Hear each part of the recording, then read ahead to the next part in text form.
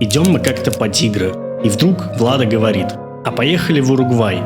Короче, через несколько дней, немного сонные, но очень довольные, мы стоим в очереди на небольшом речном вокзале в ожидании нашего мини-путешествия.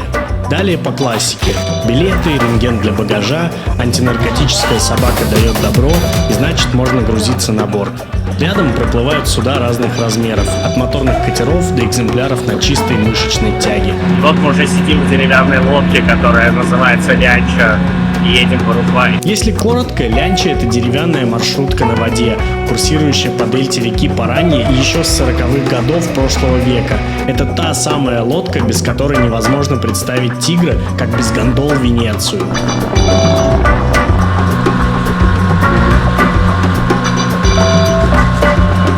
Река Паранья, по которой мы идем, вторая по длине река в Южной Америке, после знаменитой Амазонки.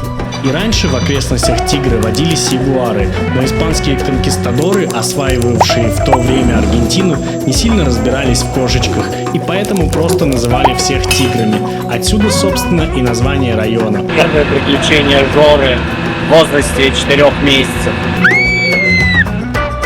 Билет туда-обратно на взрослого стоит $60, на ребенка 10.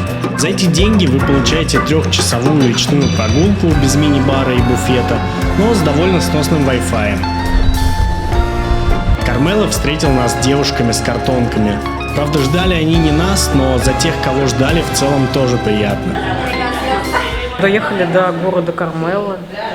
Для аргентинца это как для москвича съездить в Питер. Вот. Ну или в Нижний. Кармело — небольшой уругвайский город на берегу реки Ла-Плата, в котором есть старинный мост, винодельни, экоцентр. В общем, давайте обо всем по порядку. Первое впечатление, что мы оказались в латинском Нижнем Новгороде, хотя, наверное, сейчас в Нижнем Новгороде даже более презентабельно. Такое пока подразвали новое.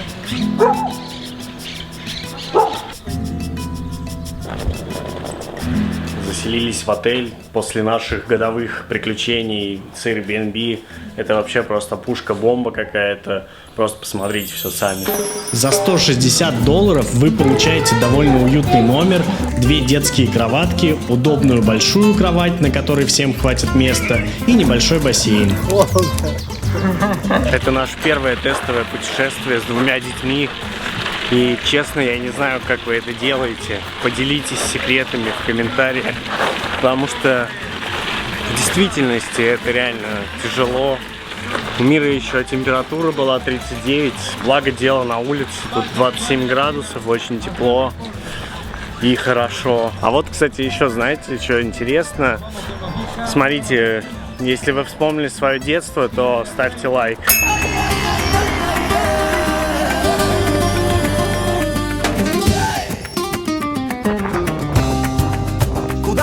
Детство, и города, и где найти нам средства, чтоб вновь попасть туда.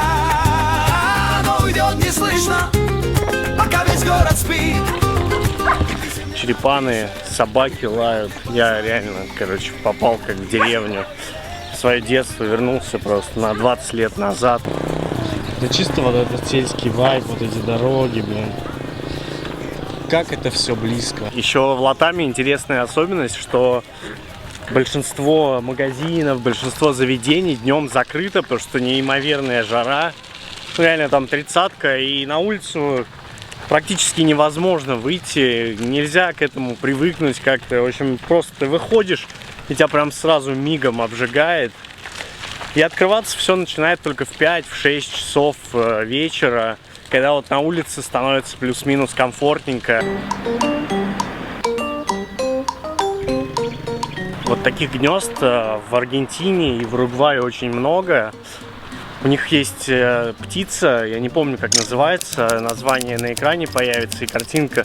Это, в общем, аргентинская народная птица, и она в самых таких витиеватых местах делает очень крепкие гнезда из глины, палок, всяких подручных материалов.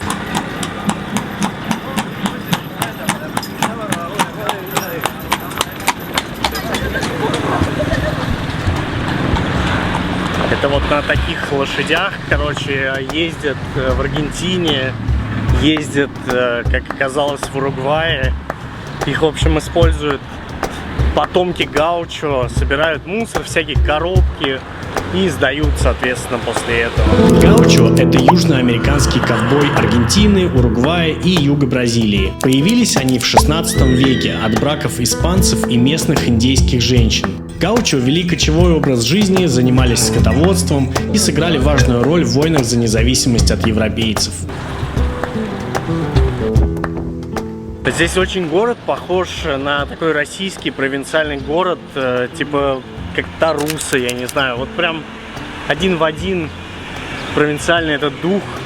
Маленькие такие узкие улочки, вроде все норм, но и чувствуется вот некая безысходность, такая вот безнадега.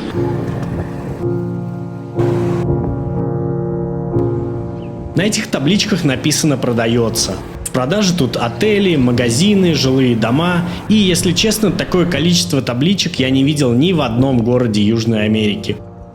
Дошли до центра города, это площадь Независимости, и там была такая небольшая информационная будка. И нам дали буклетик.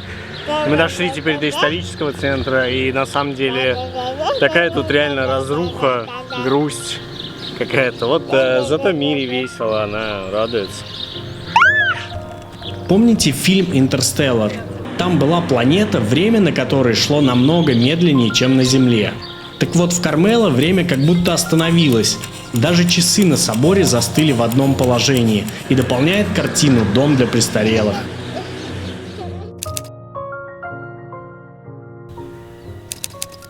Когда я покупала билеты сюда, там были такие картинки, знаете, как будто бы мы едем, в колониал, где там такие же брусчатка красивые, рестораны. А тут как бы, не нашли даже брусчатку хорошую. Хорошо, что отель хороший. После завтрака мы зашли в экопарк, больше похожий на старый деревенский хоздвор. В общем, как есть.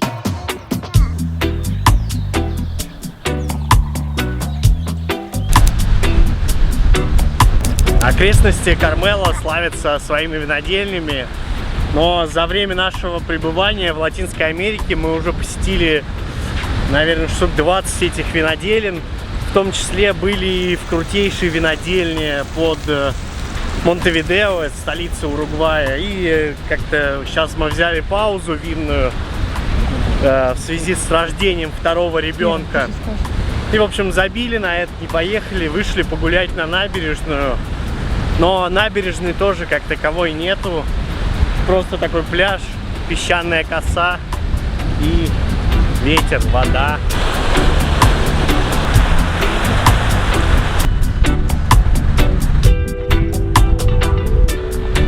После прогулки нас ждал обратный рейс, на котором спали все.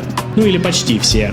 Ровно через 3 часа в окне показались огоньки Тигра, и мы, слегка уставшие, но крайне довольные, причаливали к берегу. Приехали, устали, Влада с детьми пошла чуть вперед, а я решил записать финальное слово. Спасибо, что досмотрели это видео до конца. Естественно, будем рады любой активности на канале. До скорых встреч!